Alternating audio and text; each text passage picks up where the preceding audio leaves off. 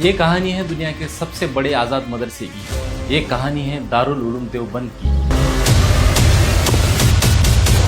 साल 1857 हिंदुस्तान में अंग्रेजों की हुकूमत आग की तरह फैल रही थी। तभी एक बगावत की चिंगारी उठी। 7 समंदर दूर से आए इन अंग्रेजों को हम अपने ऊपर हुकूमत करने नहीं देंगे।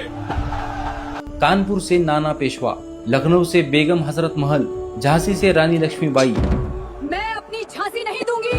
बिहार से 80 साल के बुजुर्ग कुंवर सिंह और फैजाबाद से मौलाना अहमदुल्ला शाह ने मोर्चा संभाला, लेकिन अंग्रेजों ने इस बगावत को नाकाम कर दिया। और इस बगावत का सबसे बड़ा जिम्मेदार मुस्लिम उलमाओं को ठहराया। और फिर इस्लामी तहजीब के मरकज दिल्ली में शुरू हुआ मुसलमानों का कत्लेआम। दिल्ली से लेकर लाहौर तक हर दरख्त पे उलमाओं को सूली पर चढ़ाया गया। दिल्ली की जामा मस्जिद पर 5 साल तक अंग्रेजों का कब्जा था। फतेहपुरी मस्जिद 20 साल तक बंद रही। कई मदरसे तबाह कर दिए गए। मदरसों की तालीम का पूरा सिस्टम बर्बाद हो चुका था। उलमाओं के सामने सबसे बड़ा मकसद था अपनी तहजीब, दीन और तालीम की हिफाजत करना। इसी वजह से कुछ उलमाओं ने दिल्ली की बर्बाद गलियों से हिजरत की और रुख किया आसपास के छोटे कस्बों का, जैसे सहारनपुर, गंगोह और देवबंद।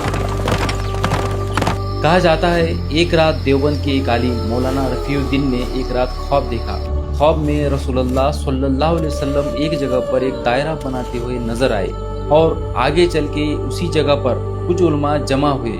उसी में शामिल थे 33 साल के मौलाना कासिम नानोतवी, जिन्होंने दारुल उलूम देवबंद की बुनियाद रखी। एक ऐसा मदरसा जो आम मुसलमानों के चंदे से चलेगा।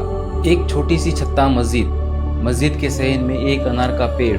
अनार के पेड़ के नीचे पहला सबक पढ़ाया गया।